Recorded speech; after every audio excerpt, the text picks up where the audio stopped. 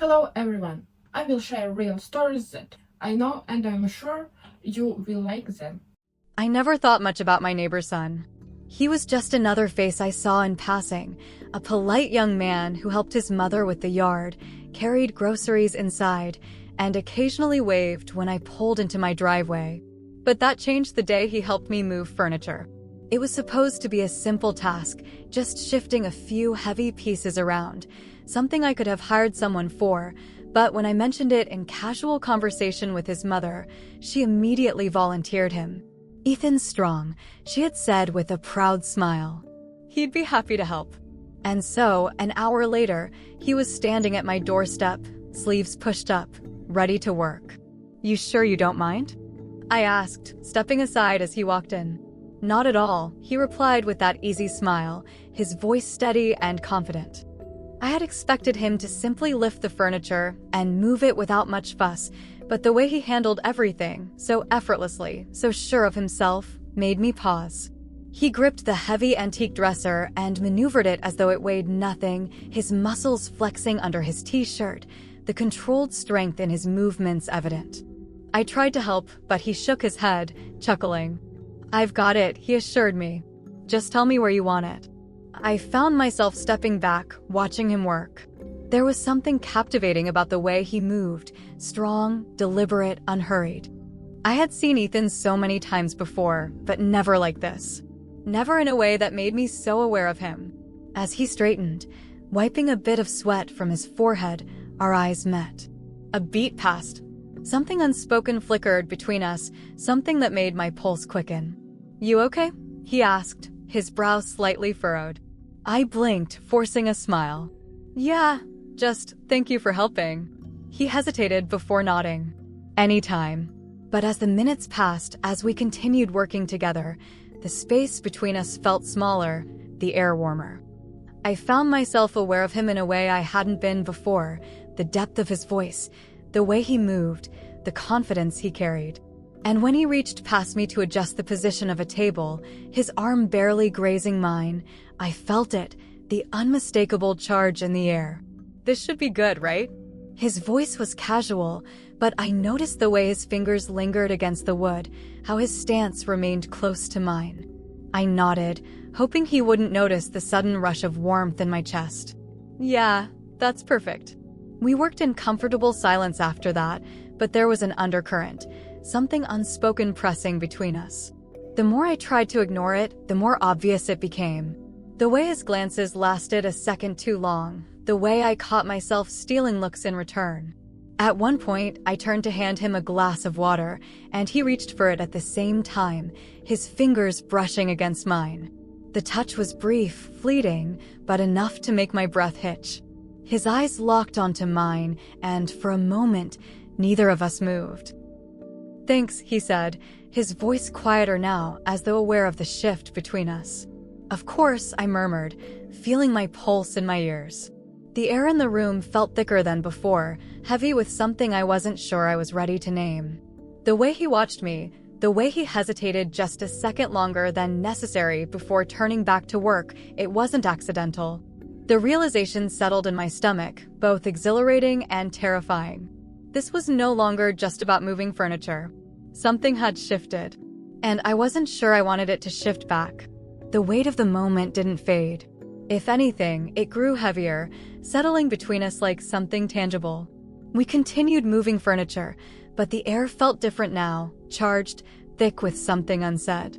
Every time he moved past me, every time our hands brushed or our gazes met, that undercurrent of awareness deepened. When the last piece of furniture was finally in place, I exhaled, pressing a hand against my hip. "That should do it." "Thank you, Ethan." I couldn't have done this alone. He smiled, but there was something else behind it, something unreadable. "No problem. You sure you don't need anything else?" I hesitated. Was there something else I needed? I wasn't sure how to answer that question. Not when my skin still tingled from every accidental touch, not when my pulse hadn't settled since the first moment I caught him looking at me differently. "No, I think we're good," I finally said, offering him a polite smile. "Let me grab you some water." I walked toward the kitchen, needing the space, needing to breathe. I heard him follow, his footsteps steady, unhurried. I reached for a glass, filling it at the sink, trying to ignore the way my fingers trembled slightly.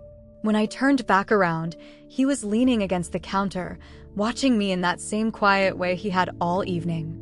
"You're really not used to letting people help you, are you?" I huffed out a small laugh, handing him the water. "No, I guess I'm not." He took the glass, his fingers brushing mine. It was the lightest touch, but my breath hitched all the same.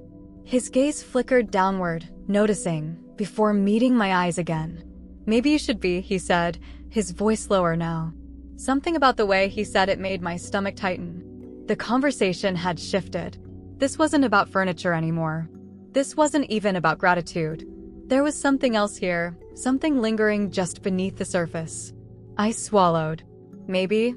A beat of silence passed. He set the glass down on the counter beside him, his movements slow, deliberate. "You know, I've noticed the way you look at me." My throat went dry.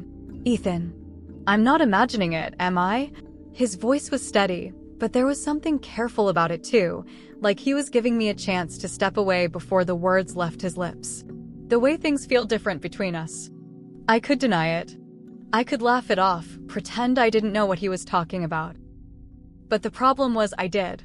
I had known it since the first moment our gazes lingered too long, since the first time I felt my stomach tighten in a way it shouldn't have. He took a step closer, closing the small distance between us. "Tell me I'm wrong," he said, his voice barely above a whisper. I should have laughed, teased, shaken my head. But I didn't. I couldn't. Instead, I did something else entirely. I looked up at him, my heart pounding, my pulse thrumming in my ears. "You're not." The words left my lips before I could stop them, and the second they did, everything shifted. The air between us thickened, the silence stretching, becoming something else entirely. His gaze searched mine, looking for hesitation, for doubt. He wouldn't find any. Slowly, carefully, his fingers reached out, tracing the edge of the counter beside me. He wasn't touching me, yet, but the space between us felt impossibly small. "I don't want to misread this," he murmured, his voice rough. I exhaled, feeling the tension coil tighter inside me. "You're not." The distance between us disappeared. It wasn't sudden, wasn't rushed. It was slow, careful, deliberate. A shift in the air, a moment hanging between us, and then his hand was brushing against mine again, lingering this time, his touch warm and steady. "You should tell me to leave," he said softly. I didn't. His fingers traced up my arm, featherlight but impossibly electric, and my breath hitched. I closed my eyes for a brief second, letting myself feel it, the quiet pull, the unspoken understanding. Then, a noise from outside. A car door slamming. Reality crashing back in. I stepped back, my heart still racing. Ethan straightened too, his jaw tight, his breath uneven. "I should go," he said, though his tone was reluctant. I nodded, my hands gripping the counter. "Yeah." He hesitated for a moment longer, then turned toward the door. But before he left, he paused, looking at me over his shoulder. "This isn't over," he murmured. And then he was gone, the door clicking shut behind him. I stood there for a long time, staring at the empty space where he had been. My breath slowly returned to normal, but the warmth of his presence still lingered in the air, refusing to fade. No, this wasn't over. Not by a long shot.